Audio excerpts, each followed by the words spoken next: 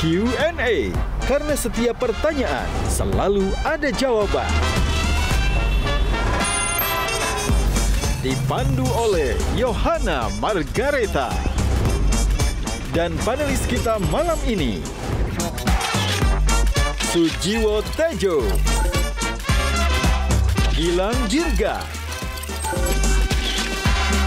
Bonar Manalu, Herliana Permatasari, Henry Satrio,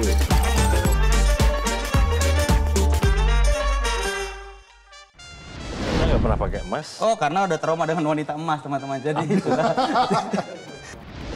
Iya, dari uang kehormatan aja, Mas. Kalau Masa sih nggak ada menggok-menggoknya. Nggak ada, Mas. Masa sih jujur lah, sama-sama. Ada yang ngancem-ngancem apa Ketua? biasa. Kan ada ancaman pakai kekerasan, ada yang pakai makhluk-makhluk halus. Apakah betul setiap pulang ada dompet yang terisi, Pak? Mana? Mana nih ketua KPU? Mana? Kenapa partai kami? Kan patah. Nah, kan Ketua KPU mana? Ketua KPU. partai ribut selalu butuh ketua KPU untuk menjelaskan. Iya. Semua orang udah emosi, Pak. Lalu mana? Mana suara kalian? Mana suara kalian? Mana? Bos nggak bisa, nggak ada demo. Bapak-bapak, ibu. Mana nasi bungkus? Ikutan lagi. Ini ada apa? Kok pada ribut sih? Kami mencari ketua KPU. Iya. Anda ini siapa? Ketua umum partai. Ketua umum partai. Kita semua Anda ketua ini umum siapa? Jelas-jelas partai kambing hitam. Masya Allah, kurang gede gimana nih? Gitu.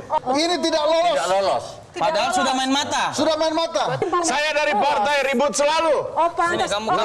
di sini, Bapak. Kamu di sini. Bapak dan juga Ibu. Iya. Gini. Oh, ini blockingnya. Nanti kita akan cari tahu jawabannya masing-masing. Duduk dulu boleh nggak? Oke, boleh. Tapi beneran datang ya dia? Iya, nanti saya akan kasih jawabannya. Tunggu. Kambing nggak bisa duduk. Ya udah, jawab. Jongkok, bersimpul. Oke. Duduk dulu kali ini, Bapak. Oke. Tenangkan hati pikiran. Siap. Oke. Boleh. Ada sosok yang akan nanti membantu untuk memberikan solusi dan juga jawaban setiap pertanyaan dari Bapak Ibu semuanya. Oke? Siapakah dia? Oke.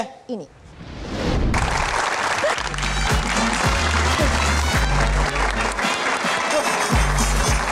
Ini yang kita cari. Kalau kita duduk nanti makin nggak lolos nih. Oke. Duduk dulu, nanti baru berdiri satu-satu. Kayaknya kalian tukar partai. Iya, kayaknya gue lebih baik main mata deh. Saya nggak tahu kenapa partai Anda nggak lolos. Kenapa emang? Ribut kali.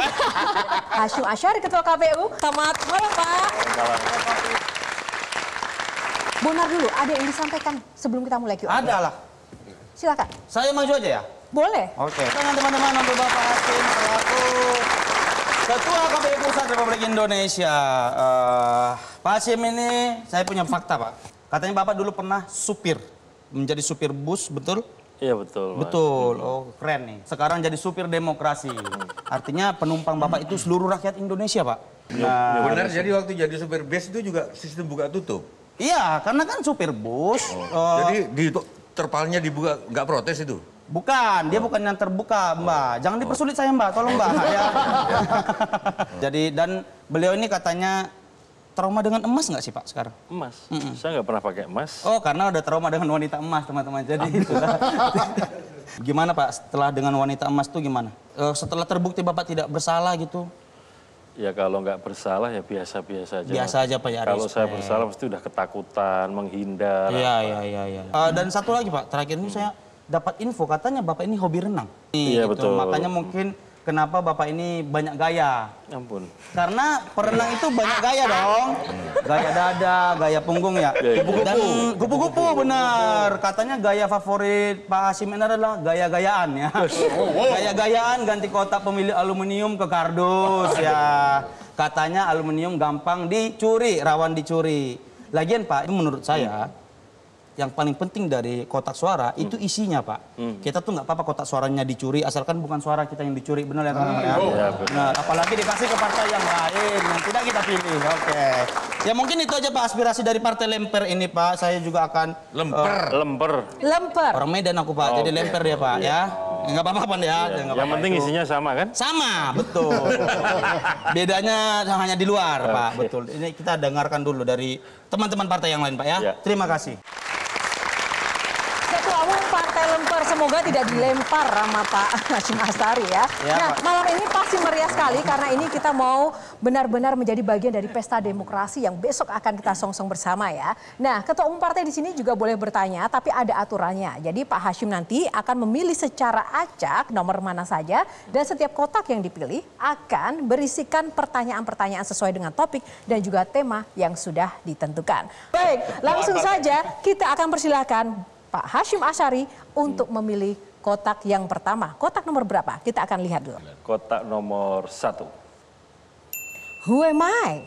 Who am I? Nah, ini tentang personal dari Bapak Hasyim Asyari. Pak, banyak orang bilang Bapak orang itu angker, kaku, formal, jarang bercanda. Kalau Bapak saya kasih kesempatan, silahkan deskripsikan Bapak itu orangnya seperti apa sih sebenarnya? Biasanya begini Mbak, yang baru kenal cara pandangnya begitu.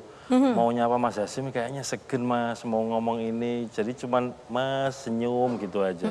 Tapi kalau udah ketemu sama saya, udah lama kenal saya itu kadang gini, Hasyim kok disegenin. Ini orang ini sukanya itu guyonan.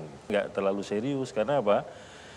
Kita hari-hari udah ngurusin sesuatu yang serius. Kalau saya juga ketemu sama teman-teman ngomong juga serius juga, lama-lama pusing juga. Jadi Ketua KPU juga nggak boleh baperan ya Pak berarti kan? Karena suka guyonan. Ya bahwa saya punya perasaan pastilah, tapi harus bisa memendam apa yang saya rasakan.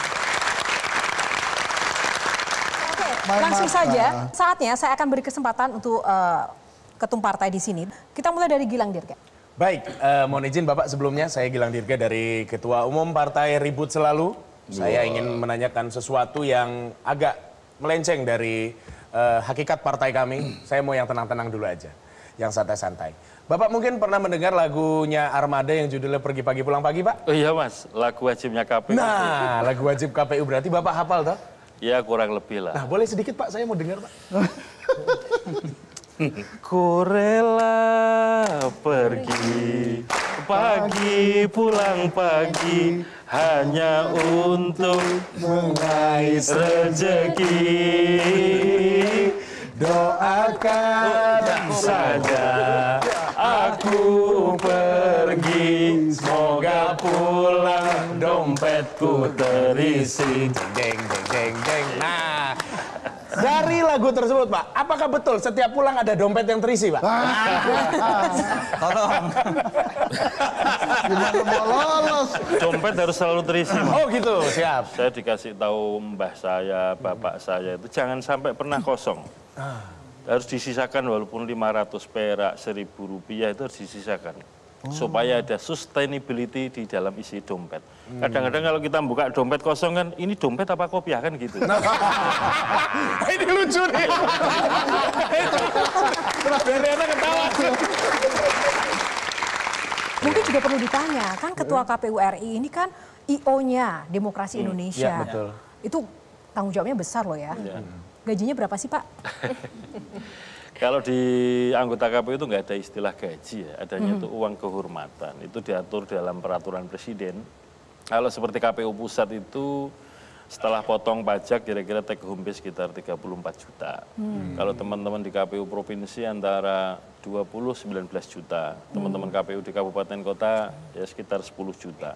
Dengan risiko tanggung jawab yang sedemikian rupa itu. Dari isi dompet tadi, uang kehormatan tadi, kan relatif ya Pak. Kalau untuk Bapak sendiri, besar, kecil, cukup atau gimana Pak? Cukup itu sebetulnya bagaimana kita menata hati ya. Kalau kita merasa mencukupkan diri ya cukup. Karena sebetulnya manusia ini kan, kalau menurut Erich Fromm ya, yang pernah nulis buku yang sangat terkenal itu, bawaan diri manusia itu dua kecenderungannya. To be and to have. Pengen jadi apa atau pengen punya apa. Siapa aja deh ditanya di sini. Nah itulah manusia itu hidup siklusnya gitu aja. Makanya ya kita harus menyadari ya biasa-biasa aja lah. Harus disyukuri, berapapun isinya cukup. Ya penting cukup. Oke, Berliana nampaknya ingin bertanya-tanya sebagai partai cantik, silakan.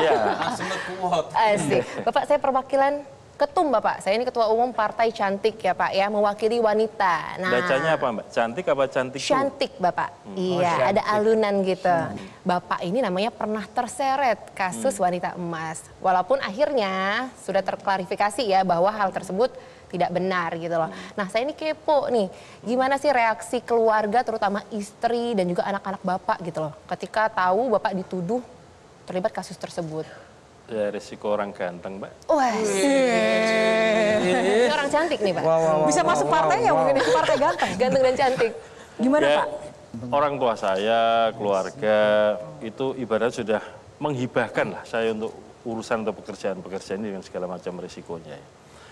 Artinya siapapun ya kalau daftar KPU harus paham atau siap menghadapi risiko-risiko ini. Maka keluarga pun harus saya siapkan. Mbah Tejo, dari tadi serius nih. Gimana nih? Karena menarik jawabannya, makanya saya ngikutin. Saya nanya, kalau misalkan jadi supir bis pariwisata itu kan suka mampir di toko oleh-oleh itu. Iya. Itu dapat persentase nggak? Dapatnya dari biro perjalanannya, Mas. Jadi kalau kita belok ke toko oleh-oleh ini nggak dapat itu, bakpia atau mana? Kalaupun dapat tidak dari tokonya, dari si biro perjalanannya. Nah kalau jadi supir KPU ini dapatnya dari mana? Selain yang kehormatan tadi? Iya, dari uang kehormatan aja, Mas. Kalau masa sih nggak ada menggok-menggoknya? Nggak ada, Mas. Masa sih jujur lah, sama-sama santri lah. Gitu. Itu kan salah satu hak yang diterima, hak keuangan berupa uang kehormatan ya. Itu aja. Dan kalau kemudian ada, mohon maaf ya istilahnya mampir sana dapat ini, dapat itu. Dapat itu dari bakpia itulah. Oh kalau enggak, kalau itu misalkan kita ngisi diskusi, ngisi seminar, nah itu baru diperbolehkan menerima honor. Oke, mungkin nanya satu lagi, kalau bisnya sudah mulai melenceng itu, ini bis negara ini, kalau bis diumpamakan bis pariwisata, sebaiknya ganti sopir atau ganti penumpang? Tergantung. Kenapa KPU itu selalu posisinya terlapor, termohon, tergugat. Ini sebagai konsekuensi atau banyak lembaga yang ngawasi, media ngontrol, ada Bawaslu, ada DKPP, ada PT UN, ada Mahkamah Agung, ada Mahkamah Konstitusi. Jadi jangankan belok kanan, belok kiri, Mbah. Senyum aja loh, senyumnya agak ke kanan itu mesti Mas kok senyumnya terlalu kanan ya? Kedipnya kok terlalu ke kiri, itu juga jadi ukuran. Kita ini kira-kira mulai miring kanan, miring kiri itu yang mengingatkan banyak sekali. Untuk box nomor 1 sudah habis waktunya. Saatnya untuk box kedua. Silakan dipilih nomor berapa? Nomor 3. Nomor 3, apakah itu? Politik gelitik. Wow, kali ini kita akan bertanya lebih dalam lagi. Ada apa sebenarnya di balik dinamika politik yang juga terkait dengan Ketua KPU Republik Indonesia Bapak Hasyim Asyari. Namun kita jeda dulu, Q&A masih akan kembali. Karena setiap pertanyaan selalu ada jawaban.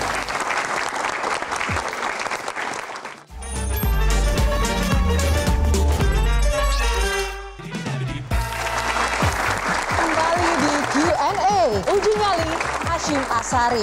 Nah, tadi kita sudah buka box yang nomor 3 dipilih oleh Hasyim Asyari adalah box dengan isi tema politik gelitik. Tapi sebelum kita lanjutkan, saya agak terganggu di samping saya ini berisik sekali ada pengepul kardus. Apa yang dilakukan ini ketua umum atau pengepul kardus sih, Mas Gilang? Enggak, saya lagi mencoba untuk mendapatkan passive income. Oh. Karena sepertinya di masa depan itu menjadi pengepul kardus adalah ladang yang menjanjikan. Boleh.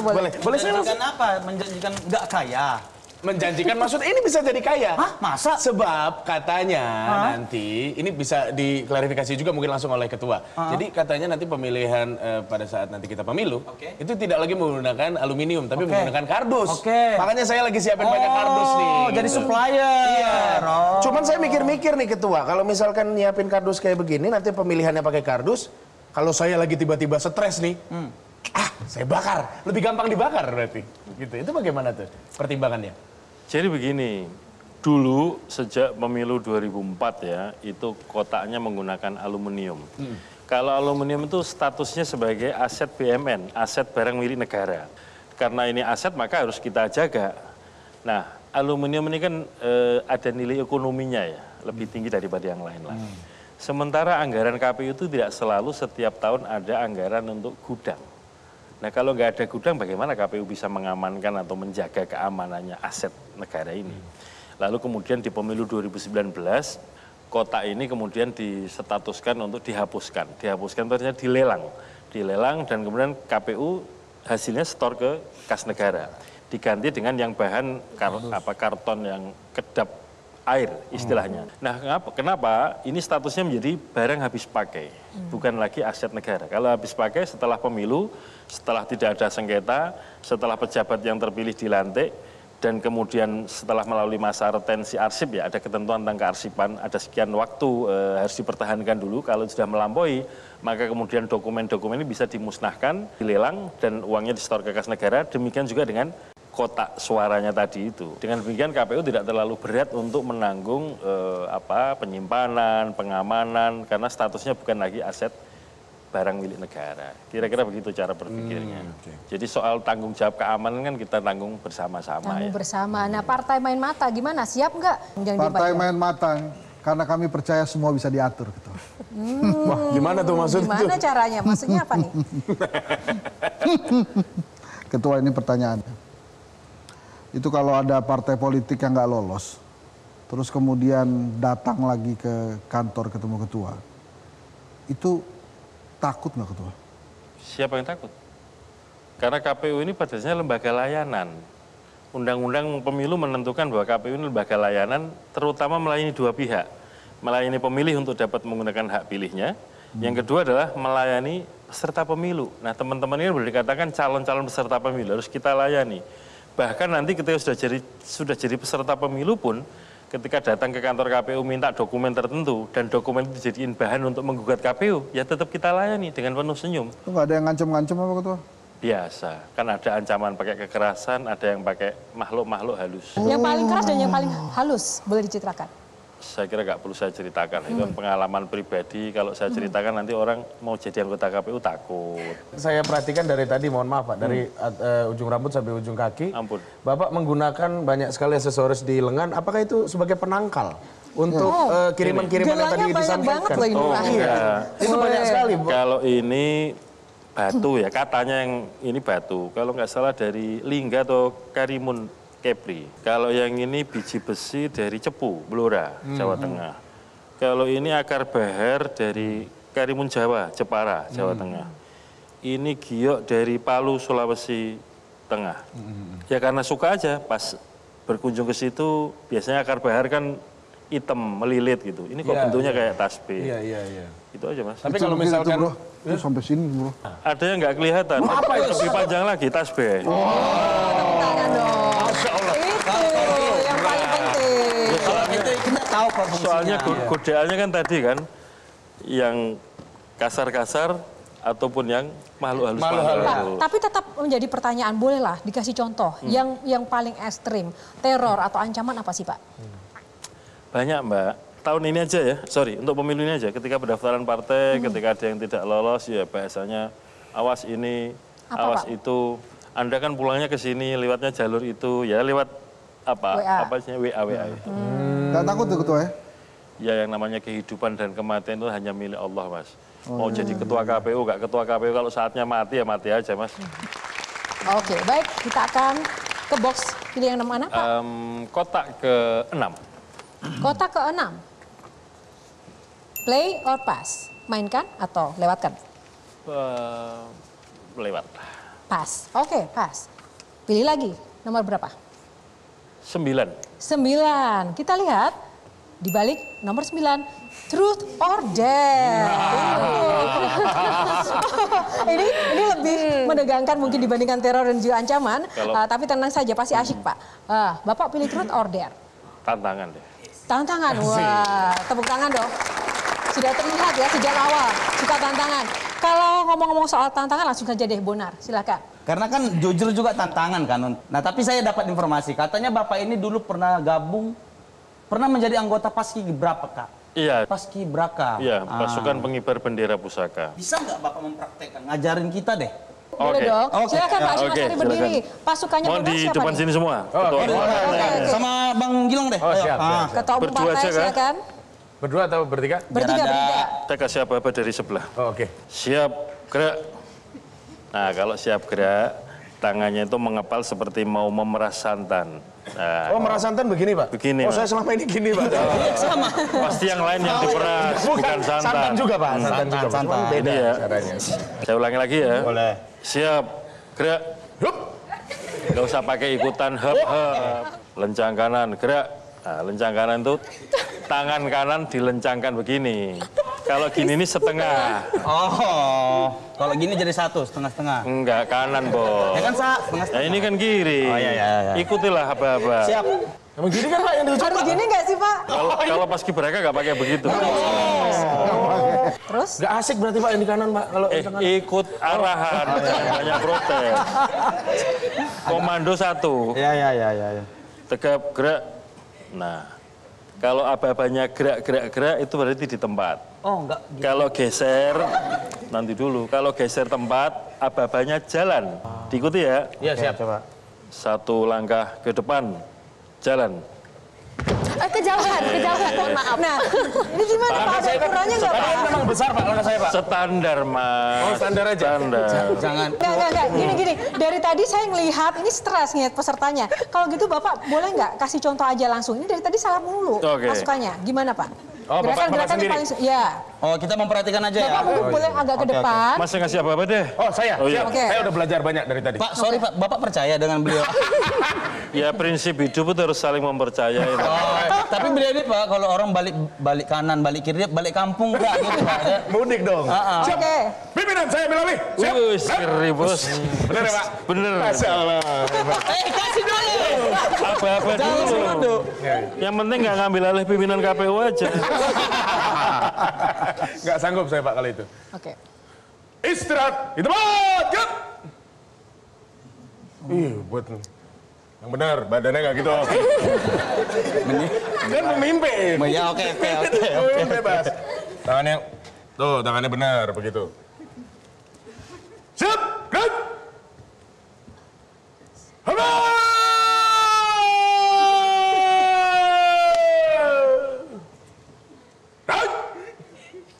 Wah bener, apa di ujung alis dek. Mantap nggak Ner? Arogan, mantap. Lagi ketua KPU udah. Lagi. 3, gerak. Hitung, mulai. 1. Emang cuman sendiri. Oh iya benar. Ya. Baik, luar biasa. Tepuk tangan. Silakan duduk. Dan selanjutnya kita akan pilih ke box Nomor 4. lainnya. Nomor? 4. Nomor 4. Apa di balik nomor 4? Benar-benar tanya. Kalau tadi berarti pura-pura tanya. Ini benar-benar tanya ya. Perasaan dari tadi tanya melulu. Sekarang baru yang benar. Berarti ini sebenar-benarnya Pak. Nah, langsung saja kita mulai dari Gilang Dirga dulu. Cukup menyedihkan beberapa waktu yang lalu ketika pemilu itu diadakan, kemudian ada beberapa saudara-saudara kita yang bertugas kemudian akhirnya harus meninggal dunia gitu. Apa yang menyebabkan hal itu bisa terjadi dan bagaimana antisipasi supaya kedepannya hal tersebut tidak terjadi lagi Pak? Ya, jadi begini. Untuk menjadi anggota KPPS, terutama yang paling banyak kan KPPS yang meninggal waktu itu ya. Ada 3 lembaga yang masing-masing melakukan studi. 1 Ikatan Dokter Indonesia, kedua UGM, yang ketiga Kementerian Kesehatan. Nah setelah di studi itu temuannya adalah yang meninggal itu rata-rata usianya di atas 50 tahun.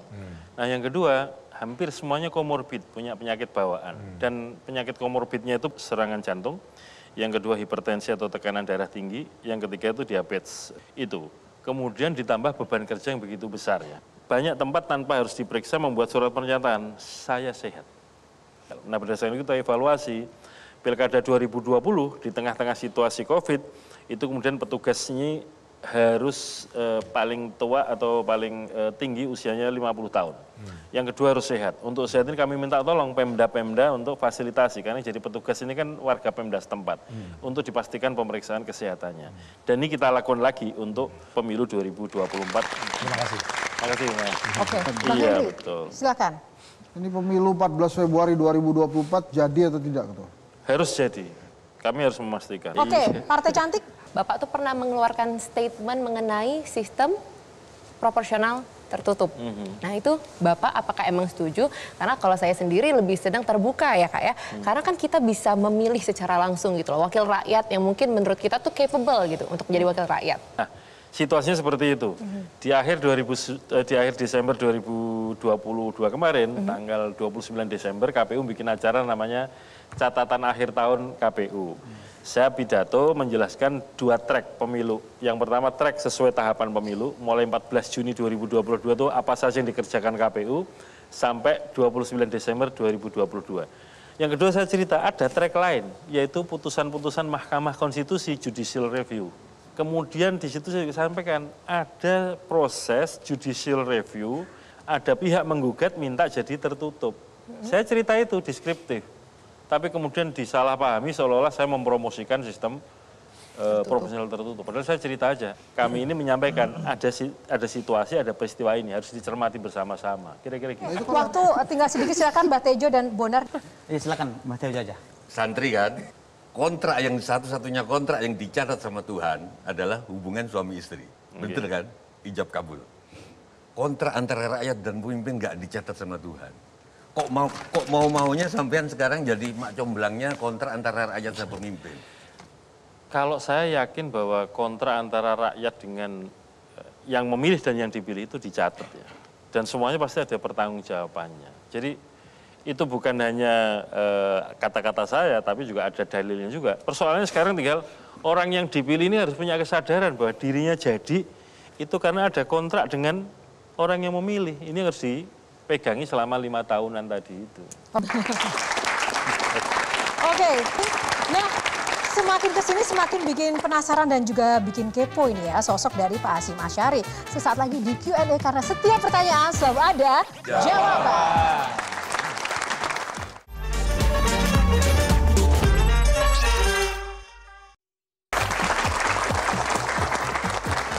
Kembali di Q&A, langsung saja kita pilih box untuk segmen kali ini. Pilih nomor berapa, kita akan lihat yang tersisa. Silakan 8. Pak Hasyim. Pilih 8. Pilih nomor 8, kita buka. Di balik nomor 8 ada keponya plus 62. Nah ini menarik ya. Kita akan berikan kesempatan yang pertama untuk audiens, teman-teman mahasiswa yang ada di studio dulu. Oke, silakan. Seingat saya, pada bulan Juli tahun 2022, Bapak pernah menyatakan bahwa akan diperbolehkan untuk melakukan kampanye di lingkup perguruan tinggi. Menurut Undang-Undang Nomor 7, Undang-Undang Pemilu tahun 2017 pada pasal nomor 280 itu menyatakan bahwa sebetulnya hal itu memang dengan keras bahwa itu tidak diperbolehkan. Nah, saya ingin mendengar penjelasan Bapak atas landasan dasar apa Bapak memperbolehkan padahal sebetulnya dalam undang-undang tersebut sudah dinyatakan bahwa hal tersebut tidak boleh untuk dilakukan. Kira-kira begitu pertanyaannya. Terima kasih Pak. Baik, terima kasih. Silakan Pak Hasyim Asyari. Jadi ketentuan tentang larangan kampanye ya. Di ayat 1 huruf H itu ditentukan salah satu tempat yang tidak boleh atau dilarang untuk kampanye itu 1 tempat ibadah, tempat pendidikan dan fasilitas pemerintah. Namun demikian di dalam penjelasan pasal ini kampanye di tempat pendidikan itu diperbolehkan dengan beberapa ketentuan. 1, harus inisiatif si penanggung jawab lembaga pendidikan. Yang kedua, tidak boleh membawa atribut-atribut peserta pemilu. Kemudian yang berikutnya lagi, ini ketentuan umumnya ya, harus perlakuannya sama. Mengapa ini penting? Karena sivitas akademika ya, mahasiswa, dosen, ini kan juga warga negara yang punya hak pilih. Pengen tahu dong misalkan calon ini visi misinya kayak apa. Kemudian diajak debat, diajak dialog di dalam kampus. Tapi sekali lagi, kalau satu diundang, maka calon yang lain juga harus diundang. Kesempatannya tetap harus setara, kira-kira begitu. Untuk Pres Madri Sakti, terima kasih sudah memberikan pertanyaannya. Selanjutnya satu lagi kesempatan. Oke, silakan berdiri. Nah, kita sama-sama paham calon-calon dari politisi ataupun partai mencoba menggiring narasi-narasi yang dibawa untuk menjangkau hak-hak suara untuk dari kaum muda terkhususnya. Nah, bagaimana upaya dari KPU sendiri untuk menjangkau atau mendorong anak muda untuk ikut partisipasi politik 2024 nanti? Itu aja sih pertanyaan saya, Pak. Terima kasih. Baik. Oke, terima kasih. Silakan. Ya, yang pertama begini, dari segi KPU tentu kami mempelajari banyak hal ya tentang siapa audiens yang sedang dihadapi KPU. Misalkan teman-teman muda, mahasiswa, dan seterusnya ya. Nah yang berikutnya, soal pesan kepemiluan atau kampanye ya, dari peserta pemilu, partai politik, atau calon presiden, calon kepala daerah, itu dalam bayangan saya tidak kemudian satu arus saja, teman-teman mahasiswa kan bisa mengkritisi. Apakah ini yang disampaikan itu masuk akal enggak? Rasional enggak dalam hitungan 5 tahun untuk mewujudkan itu? Saya kurang setuju kalau istilahnya mahasiswa hanya jadi objek ya. Mari kita sama-sama jadi subjek. Saya begitu Mas. Tepuk tangan untuk Pak Hasyim Asyari. Terima kasih untuk para penanya. Kita akan lanjut ke box selanjutnya. Pak Hasyim Asyari, berapa saja? Nomor 5. nomor 5. Oke, kita akan lihat di balik nomor 5 ada teka-teki receh. Langsung saja saya serahkan. Silakan Pak Tejo. Dalam lomba lari cepat, orang Madura harus nomor punggung berapa supaya kalah? Aku nggak tahu ini. Yang benar gimana Pak Tejo? Kasih nomor 4. Kenapa? Karena anak Madura nggak akan lari. Karena hitungannya juri kan 1, 2, 3. Kamu kok nggak lari? Loh saya nggak disebut, yang disebut cuma 1, 2, 3. Bisa. Ya ini intinya kan KPU kalau mau nyebut semua. Oke. Kita lanjutkan. Kalau saya boleh Bapak menebak tokoh karakter yang nanti akan saya impersonate kali ini ya. Coba ditebak ya Pak, kira-kira. Kami boleh nebak Kak? Boleh. Sebenarnya sesuatu adalah bisa menjadi... Tunggu. Pak Hashim dulu. Pak Hashim dulu. Ini sifatnya filosofis. Dan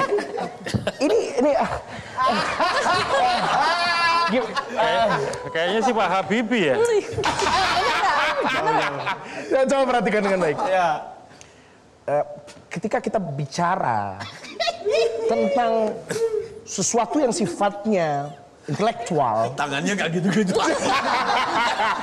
Kayak zombie. Ini zombie. Nggak gitu tangannya. Beda ya. Tapi ininya udah oke. Tapi tangannya nggak zombie. Siap. Emang siapa? Saya kasih perbedaannya. Kalau Pak Habibie kira-kira begini.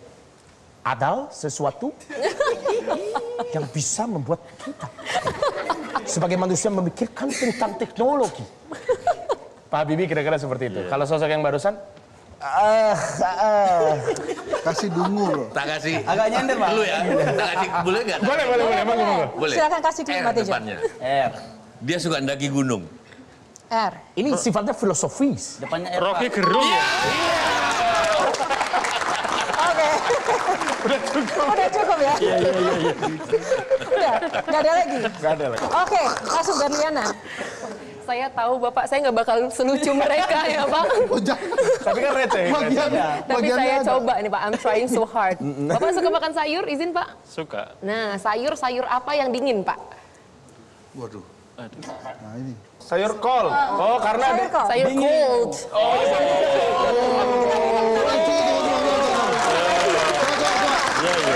Oke, langsung ya. Sudah cukup recehnya. Kita akan lanjut ke box selanjutnya. 7.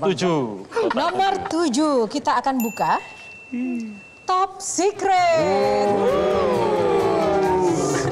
Kenapa? Kenapa ya? Kan belum tahu ada apa. Yang namanya secret kan nggak boleh dibuka mesti.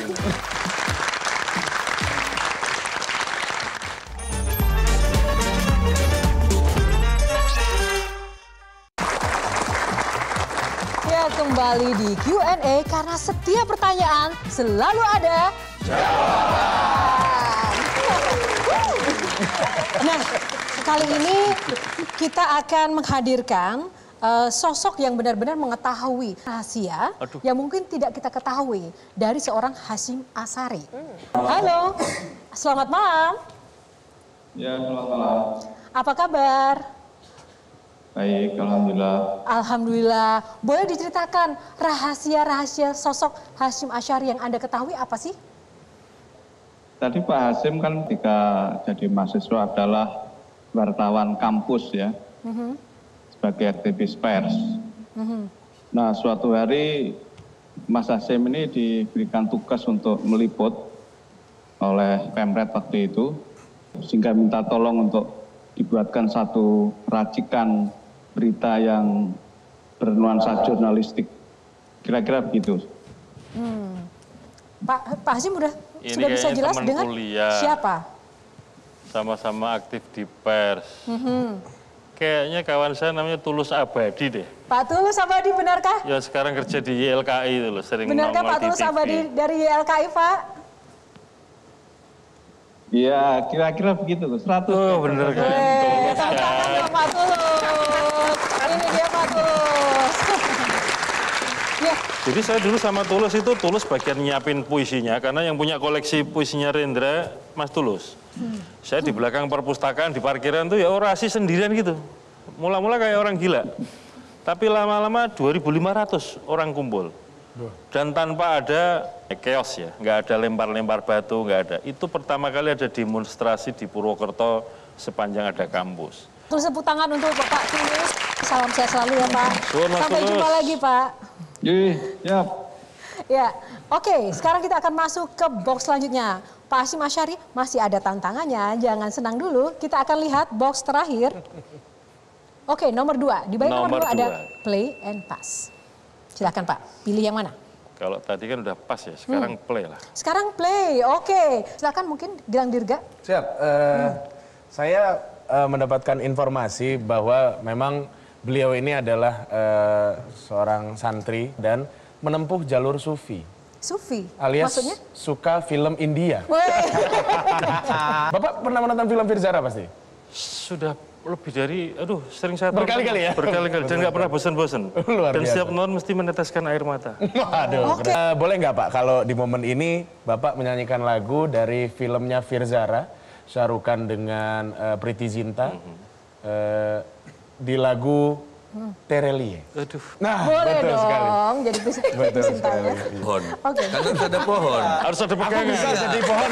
Baik, langsung saja kita mainkan ya. Pohonnya siapa? Kita siap.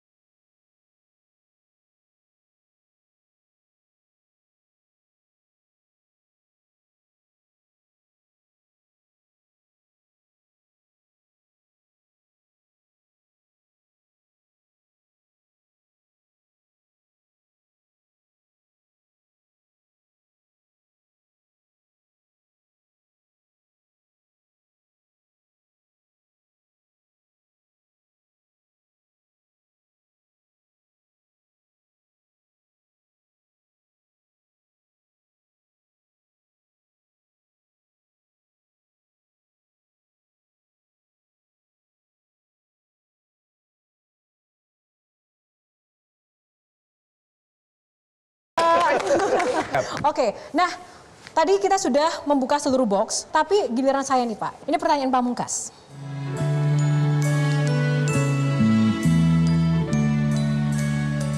Apa makna ayah untuk seorang Hasyim Asyari? Aduh, bapak saya ini keras ya. Setiap kali mengajarkan kepada saya itu harus ngomong bener. Harus bertindak bener, nggak boleh bohong. Gitu. Bapak saya itu keras. Almarhum. Pesan apa yang paling Bapak ingat dari ayah? Bapak saya selalu pesan begini, anak laki-laki harus bisa semuanya. Ya alhamdulillah saya kurang lebih banyak hal yang saya bisa kerjakan karena didikan keras bapak saya. Kebetulan saya di rumah, saya anak satu-satunya. Satu-satunya? Iya. Seandainya ayah Bapak ada di hadapan Anda, apa yang ingin Bapak katakan pada beliau? Aduh susah dengan kata-kata Mbak. Yang paling penting saya selalu kirim Fatihah buat bapak saya.